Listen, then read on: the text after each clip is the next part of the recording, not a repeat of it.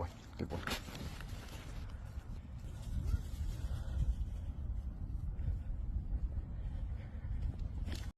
I have a lot of owners message me and they say, I want to know every single time you're going to use equipment on my dog.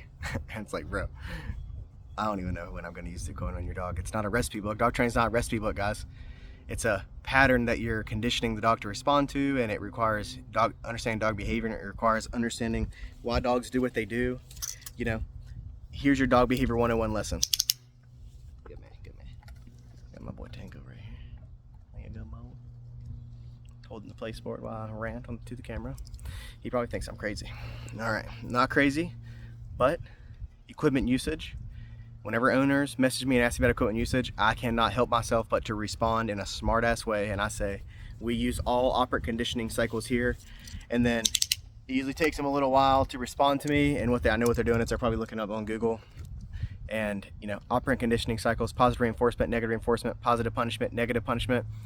I'm adding or removing things based off what the dog's doing. I'm not whipping out a recipe book and being like, shock now, level 5. I'm watching the dog in front of me and I'm making decisions based off that dog, what the dog's doing, what our training goals are. And you know, I have standards, so I'm not gonna just let the dog not recall to you. Every dog that comes to me is going to walk decently on the leash. Minimal leash pulling is our goal. Walk decently on the leash. Every dog's gonna have 100% reliable recall. I put the e-collar on you, and I'm gonna do it to me right now. Actually, I'm gonna take it off Tango real quick.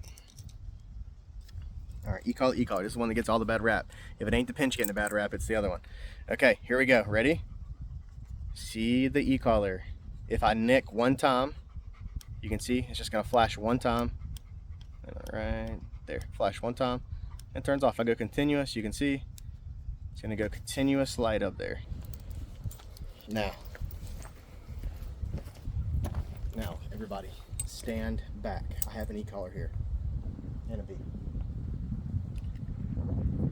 Way more worried about that B. All right, here we go. This is why I get so upset. Where am I? I get so upset about e-collar usage. Owners message me and say, I'm against e-collars. I want training. The dog pulls, acts like a crazy person, runs off, disobeys me in every way, but I will not use an e-collar or a pinch collar. And I'm like, dude, it really is not that bad. I did 3 dogs today and nobody ever complained. I did 580 some dogs. I did 60 dogs last year and nobody complained. So surely, guys, if I've been inhumane with your dog, you came to training and I've been inhumane or unfair with e-collar, please let the people know. Leave me a negative review, cancel me. But if you came here for training, you got training, and I treated your dog with respect and I was fun, fair, firm with your dog, and proper humane usage was involved, please let these people know. But stand back. I will now shock myself. Level 5. Look, I'm on level 5. First thing we're going to do is determine my working level. I got to nick myself. You can see the e-collar right there lighting up. Here's continuous, so you can see it a little bit better. See the light is continuously. I'm still pressing it. You can see the code in the front right there. You can see the light. I'll now release. You can see the light light up and now release. 6. I'm not feeling it at 6, guys.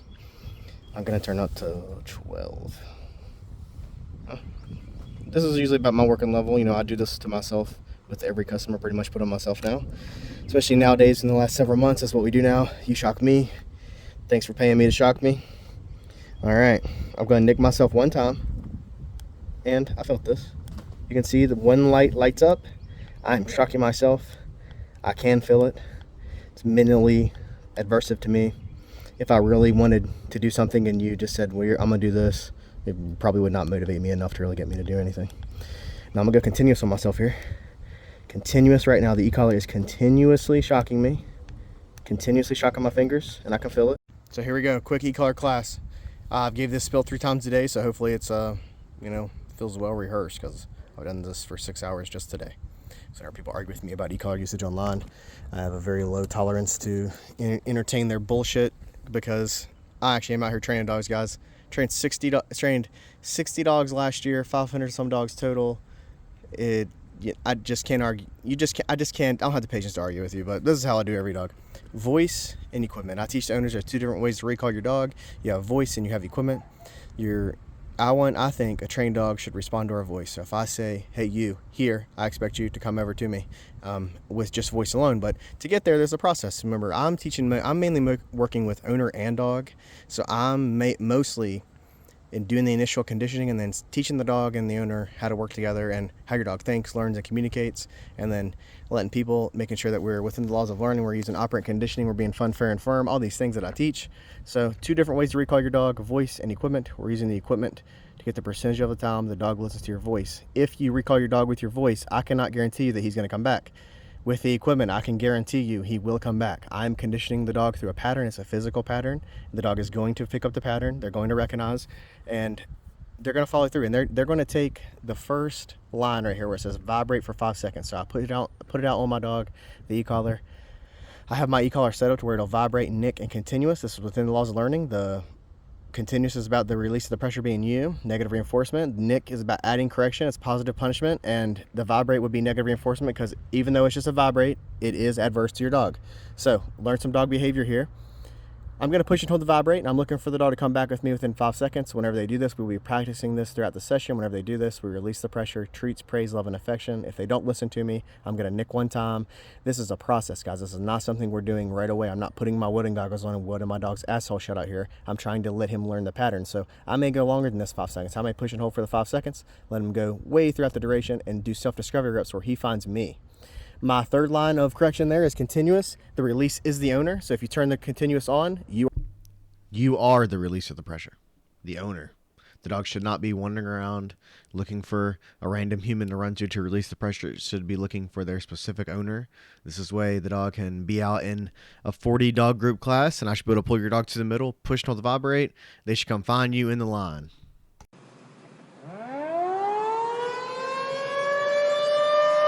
Trigger warning. Trigger warning. Memes incoming. Do not get triggered. Do not get triggered. Voodoo shimmy. Abracadabra.